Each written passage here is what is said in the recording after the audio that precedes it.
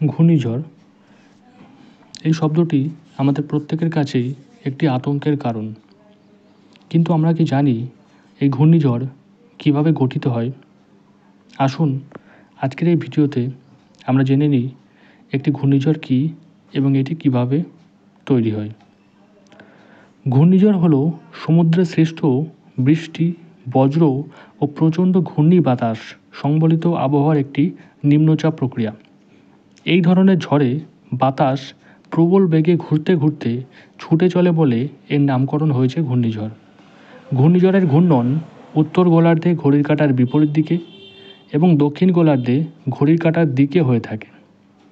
সমুদ্রে জন্ম নেওয়া দুর্যোগগুলোর মধ্যে অন্যতম হলো এই ঘূর্ণিঝড়। তবে সমুদ্র ছাড়াও ঘূর্ণিঝড়ের জন্ম হতে পারে, কিন্তু সেই ঘূর্ণিঝড় সমুদ্রে সৃষ্ট ঝড়ের মতো এতটা শক্তিশালী হয় না। আবার সমুদ্র একাই ঘূর্ণিঝড় সৃষ্টি করে, ব্যাপারটা এমনও নয়।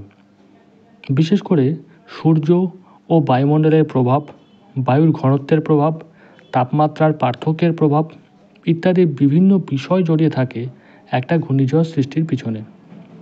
ঘূর্ণিঝড়ের গঠন, চরিত্র, শক্তি, চাপসহ নানা বিষয় এর তীব্রতা নির্ধারণে বড় ভূমিকা রাখে এবং সেসব হিসাব করেই জানা যায় সামুদ্রিক ঝড়ের কোনটি উপকূলের দিকে ধেয়ে আসবে।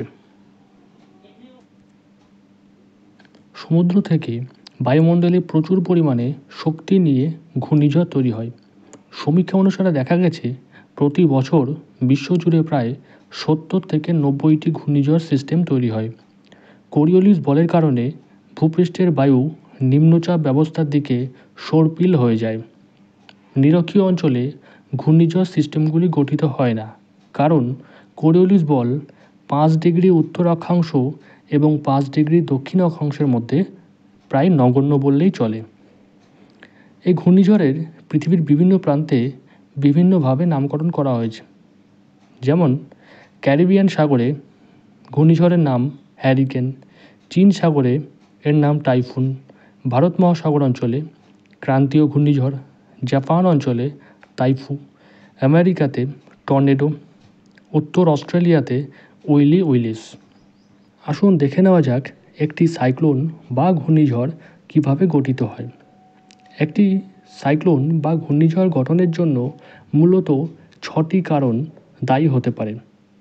সমুদ্রপৃষ্ঠে উষ্ণ তাপমাত্রা যথেষ্ট পরিমাণ থাকলে, দেখা গেছে সমুদ্র জলের তাপমাত্রা 26.5 ডিগ্রি সেলসিয়াস থেকে 27 ডিগ্রি সেলসিয়াসের ওপরে থাকলে একটি ঘূর্ণিঝড় গঠনের জন্য অনুকূল পরিবেশ সৃষ্টি হয়।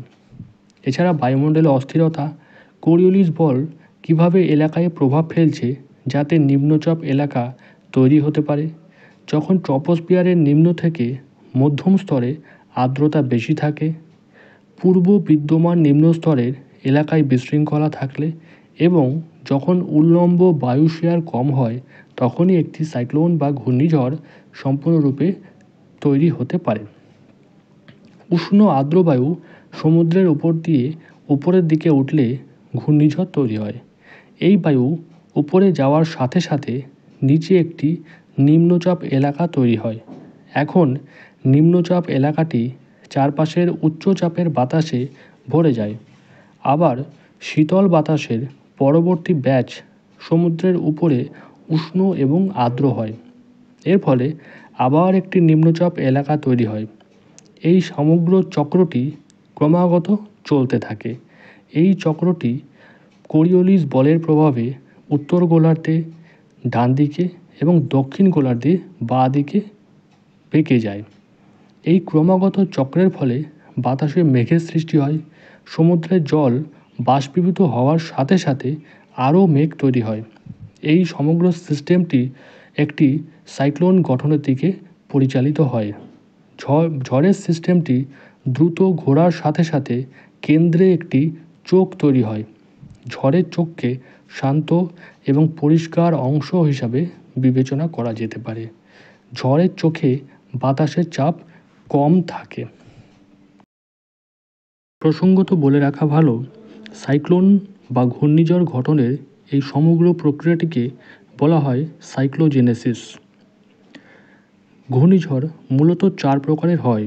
সেগুলি হলো ক্রান্তীয় ঘূর্ণিঝড়, মেরু ঘূর্ণিঝড়, মেসোসাইক্লোন এবং extra tropical cyclone.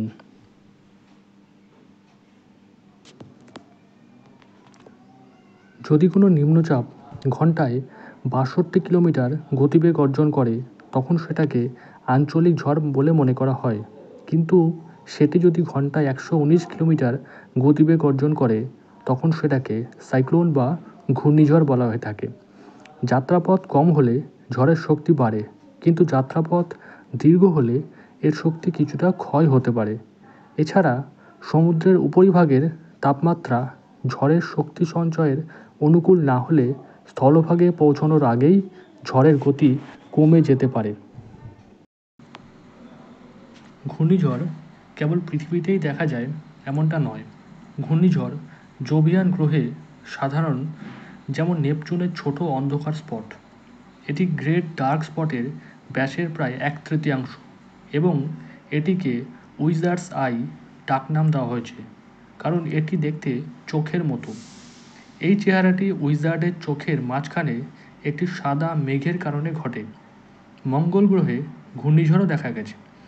Great red স্পটের মতো জোভিয়ান ঝড়কে সাধারণত ভুলভাবে দৈত্যাকার হ্যারিকেন বা ঘূর্ণিঝড় হিসাবে নামকরণ করা হয়। যাই হোক, এটি সঠিক নয়, কারণ গ্রেট রেড স্পট আসলে বিপরীত ঘটনা, এটি একটি অ্যান্টিসাইক্লোন।